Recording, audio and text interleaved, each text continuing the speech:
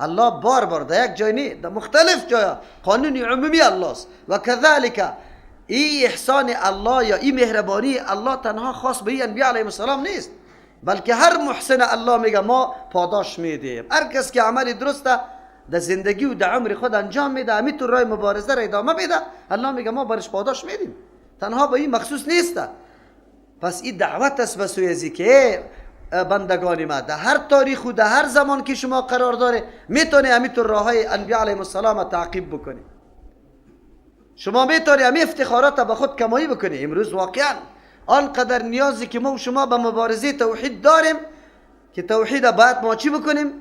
سرمشق زندگی خود قرار بدیم، در رأس تمام وظایف و مسئولیت ها و در مقابل شرک مبارزه بکنیم. چرا؟ ملت مبتلا به این گپاست.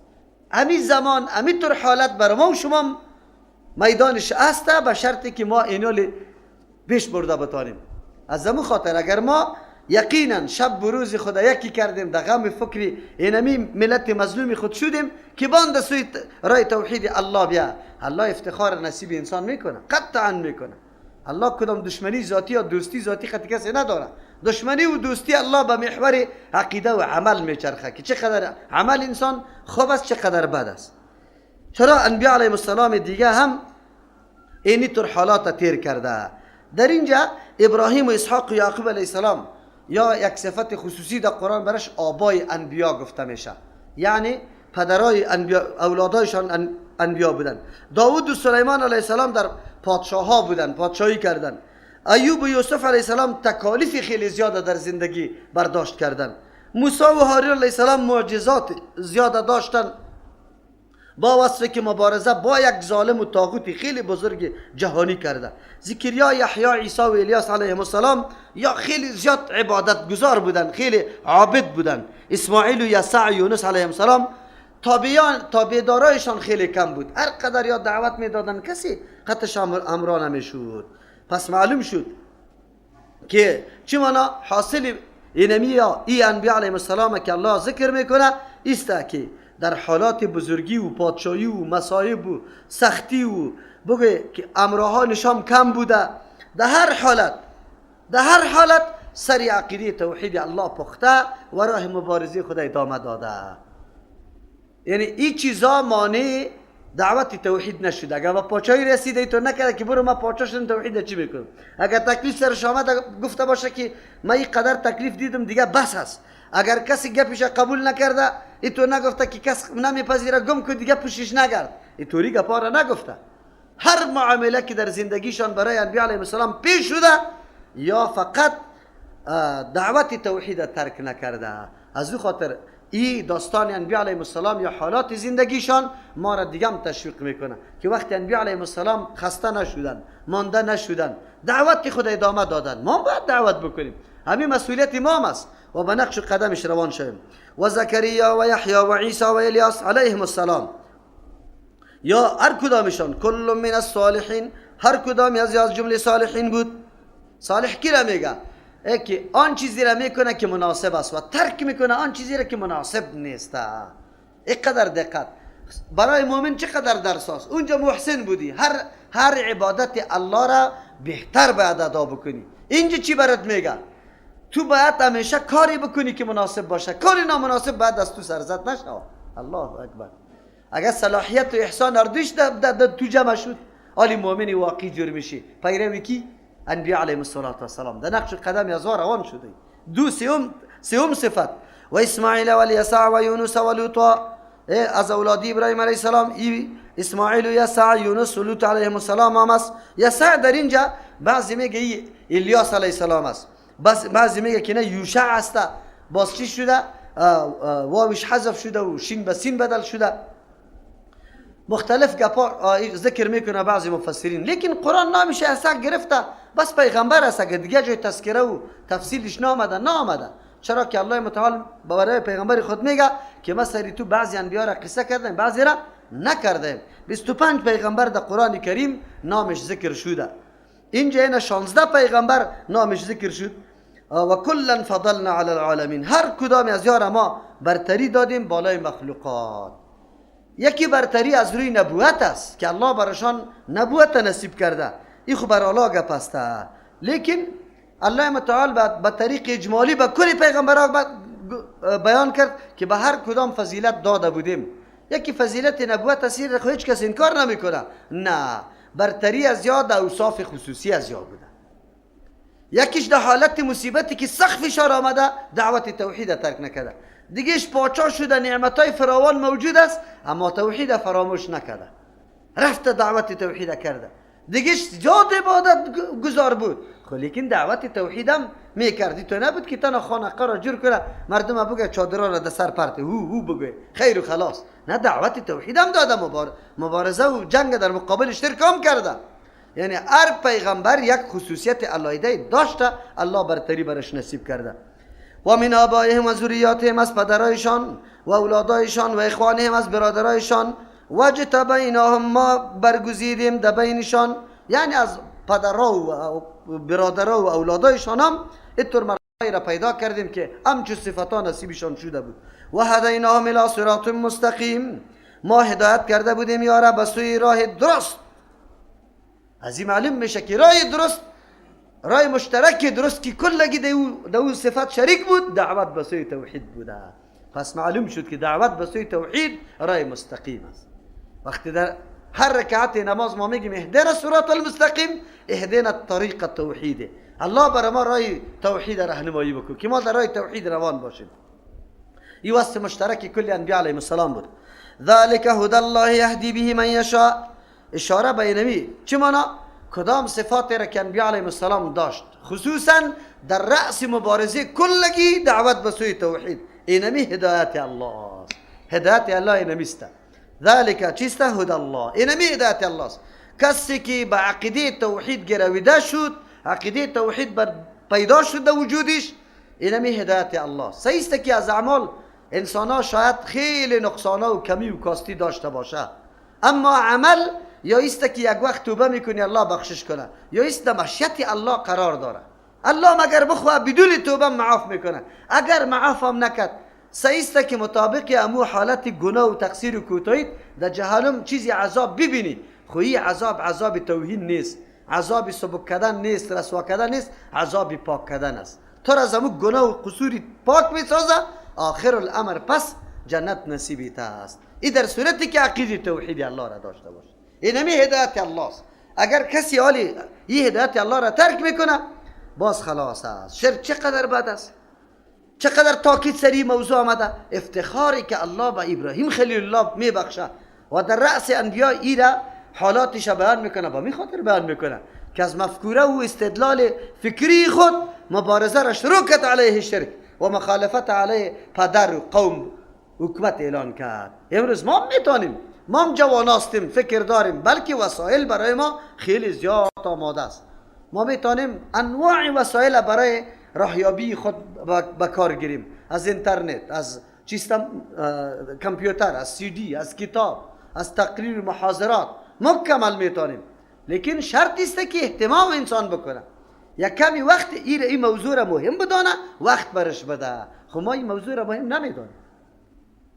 پیش ما مهم است که لقمه پیدا شود. لقمه تا وقتی که زنده هستم باید بدو، 4 بجه صبح بدو، 11 بجه شب پس بیا، 4 بجه صبح بدو، 11 بجه صبح پس بیا. یک روزم در پای در یک مسجد نرفت که صدای قرآن میشنی. این مردکه که وفات میکنه چی را یاد داره؟ چی را یاد داره؟ زمان خاطر در وقت جان کندن میگه پیر بابا را صدا میکنه. یهدی به من یشاء، هدایت میکنه، راهنمایی میکنه به توسط همین هدایت خود. کدام هدایتی که از الله است، که توحید است. کسی را که الله بخواه من عبادی از بندگان خود، بلی هم توفیق الله است. 20 سال ختمات در مدرسه درس خوانده، امیالی هم مشترک است. یقین به الله بکنی توحید یاد نداره. یک آدم عامی صدا بالا قطع وصل میشه، یک آدم عامی که الف ب را یاد نداره، سعی میکنه که یک روز در ترجمه قرآن آمده الله ذهنش جور کرده، بس ما کم سری عقیده توحید استاد است، مبارز جور میشه. این کاری است که الله توفیق میده به کسی. ولو اشرکوا لحبط عنهم، الله اکبر، چقدر سخت است. موضوع توحید الله متعال و وخامت شرک آنقدر قوی بیان میکنه که هیچ اوتر الفاظ باید پیدا نشوه که الله بیان نکنه. تکاد السماوات یتفطرن و تنشق الچیست ارض و تخر الجبال. شرک قریب است که آسمان ها بکفه، هر چپ پرچه ریزه ریزه شود. شرکی طور چیزی است. امی انبیاء علیهم السلام با اینمی مبارزات، با اینمی زحمات، با اینمی محنتا، با اینمی قربانی، با اینمی امتیازات، اگر شرک کردن باز هیچ افتخار برش باقی نمیماند. چی میگه الله متعال؟ ولو اشترکوا، اگر یا شرک کنن، لحبطا، برباد میشن هم از یا ما امو افتخارات اعمال، امو مبارزا، امو فداکاری ها، کانو که بودن یعملونه که عمل میکردن. وقتی انبیاء علیهم السلام که الله میگه ما برگزیدیم اگر یا شرک مرتکب شان، کلی هست و بودی که داشته و کمایی کرده بود مکمل به باد هوا میره. ما تو کیستیم خیر؟ ما تو کیستیم که شرک بکنیم بازم عملی ما تو باقی مانده باشه. از همه که در دل سری مردم سوختانده شد، به خاطری که مردم در شرک غرق است. ریا چیز شرک است، ختم میکنن شرک. همینجا افسوس است که در یک مسجد، در یک مرکز دین همین قدر قرآن ترجمه شده بازم آواز میشه و مردم پیسه را جمع کنه که قاری صاحب میدیم. و قاری صاحب نیست اگر مسلمانی واقعی باشه که پیسه را بگیره. گوشت خر کسی میخوره؟ مردار است. این چرا میخوره؟ کدام مولایی را اجازه میده؟ کدام شریعتی را اجازه میده؟ کدام کس امیر را جمع میکنه؟ باز کدام مسلمان این را میده؟ چرا؟ دین خیره نمیگه که الله اکبر الله اکبر تکبیر بگوی. قرآن میشنوی بازم استاد میشه جمع میکنه پیسه را. و قاری کدام قاری است که برای چی ختم کرده؟ قهر آدم از این خاطر میاد این مرکز است. از اینجا به هزارها مردم عقیده جور شده، اما اینجا ریش سفیدا جور نمیشه که الله برش هدایت نکرده. آواز میده پیسه را جمع کنی که قاری صاحب ختم کرده. این ثواب داره؟ من که ختم برای پیسه بکنم کدام عبادت ثواب داره؟ شما بگوی که به خاطر کی باشه؟ الله باشه. که من به خاطر پیسه قرآن ختم کنم ثواب از کجا شد؟ چرا اینقدر خود از ذله کرده؟ چرا اینقدر خود مانده کرده؟ بازم هم موضوع حرام است. تو چطور به الله جواب میگی قرآن میشنوی؟ بازم زد دینه ملعبه جور کرده. اتخذو نخوندیم دین روز؟ دین یک مسخره است. شیرینی میگیریم. شیرینی چیست؟ کی کشیده شیرینی را؟ در کدام جه؟ پیغمبر کی ختم میکرد صحابه شیرینی میگیرم؟ سند پیش کرده میتونه یک مولای برای ما سند پیش کنه. کلش بدعت ها روان است. توهین قرآن کریم. خوش هستن ما ختم میکنیم. دین الله را بیخی دیگه چیز جور کرده. عملی پیغمبر هیچ چیز نیست. روزی ختم مردم گریان میکنه. من این قدر وقت استاد شدم از قرآن چی بهره برداشتم. پشتی سر قاری صاحب قرآن خوان در یک آیت فهمیدم و ریش سفید 60 سالم رید شده. در شیطانت تو در فسق و فساد هر طرف میدوی تبلیغ میکنه. یک آیت قرآن تو فهمیدی کدام روز اشکت ریخت؟ امی آیت قرآن که در پشتی قاری خوندی؟ الله را فریب میدی. الله را فریب داده نمیتونی. از دین ملعبه جور کردن. الا ختم داریم، شیرینی میخریم. ختم همینطور است. دین میره میگه جنجال است. 20 رکعت الا 20 رکعت 8 رکعت این جنجالا را میکنه. چی نماز خواندی؟ کدام عبادت کردی؟ نماز منافقانه بود. نول میزدی پس بالا میشد. یک سنت رسول الله را سبحان سنت است پروا نداره. درود سنت است پروا نداره. کی گفت سنت است؟ این فیصله را کی کرده؟ صحابه کسی کدام صحابی پرسان کرده کی سنت است یا فرض؟ پیغمبر در کدام نماز خود سبحان را مانده؟ در کدام نماز خود درود مانده؟ در کدام نماز خود تسبیح را مانده؟ در کدام نماز خود دعا را مانده؟ تو بکش و علم تو حکم کده رو استی سنت است. به الله قسم الله سنگ نمیباره کم است. یک 10 دوره تفسیر خو اینجا انشاءالله شده. 9 در 8 دوره تفسیر خو همینجا شده. تفسیر قرآن همین قرآن شده. همینجا بیان میشه. هیچ ما عقیده را یاد نداریم. زول امام زړې تراوی. ما خو میگم که کدام قاری پیسه میگیره پشتش نماز نخوانه. الله اکبر نه. مولانا عبدالحی لکنوی صاحب نوشته کرده در مقدمه کتاب فقه حنفی در نورالایزا گفت امو قانقوزک نیست؟ امو قانقوزکی که در سر کوست سیاه و پشقله همینطور لول داده رو ایستاده دان سوراخ خود میبره او بهتر است از او علم و از او قاری که قرآن میخونه پیسه سرش میگیره. گفت سازنده ای که پیسه میگیره به صدها هزارها مرتبه بهتر است از او قاری قرآنی که سری قرآن پیسه میگیره. چرا؟ گفت دنیا جیفه است، مرداری. سازنده توسط آلات سرودی خود کش کرده رویست. قاری توسط قرآن مرداری دنیا را کش میکنه. این گپی من نیست، از شما فقهای حنفی است. کتابتان بخونه ببینه که دین امیر میگه یا نمیگه. جنگا شروع است. ملت ما یک عملش بی ریا نیست. ریا چیست؟ شرک. ریا چیست؟ الله متعال اعلان میکنه بس است اگر کسی بفهمه ولو اشرکو، امی پیغمبرا، امی مبارزین، امی فداکارا، امی محنت کشا، لو اشرکو لحبط عنهم، اگر شرک بکنه برباد میشه از یا ما اکار یعملون. هر افتخارات که داره که انجام داده مکمل برباد میشه. ختم میکنیم ختما کلش ریا، هل از تلویزیون، هل از رادیو. امی ختمه کی کشیده برای ما ثابت کردن که صحابه قرآن مرتب خوانده باشه، مثل که ما شما ختم میکنیم. چه رقم ختم است؟ کل اعمال ما ریاست، خودنمایی. وکیل صاحب از دو طرف خودنمایی میکنه، آجی صاحب از دو طرف. قرآن عقیده داره یا نداره؟ امی قرآن براتون میگه که امی کارا را نکنی. امی قرآن اولئک الذین آتیناهم الکتاب، ای مردم ها کسانی هستند موصوف به این صفت انبیاء علیهم السلام، کسانی هستند آتیناهم الکتاب که ما برشان داده بودیم کتاب، جنس کتاب. علیده کتاب ضرور نیست. چرا؟ در بین این پیغمبرا برای کلشان یک تورات کتاب بود. والحکمه دادیم برش حکمه، و النبوت پیغمبری را. سه افتخارات الله برش داده، کتاب داده، نبوت داده، حکم داده. حکم سه معنا شده میتونه در اینجا. والحکمه مراد از حکم چیست؟ فیصله کردن. اوتر الله قوت استدلال برشان داده بود که حق و باطل با هم جدا کرده میتونه، قضاوت کرده میتونه در حق کسی. مانع ظلم و ستم کسی میشه. اگر یک نفر سری کسی دیگری ظلم کرده، یا میتونه که فیصله بکنه حق مظلوم از ظالم بگیره. یا حکم به معنای چیست؟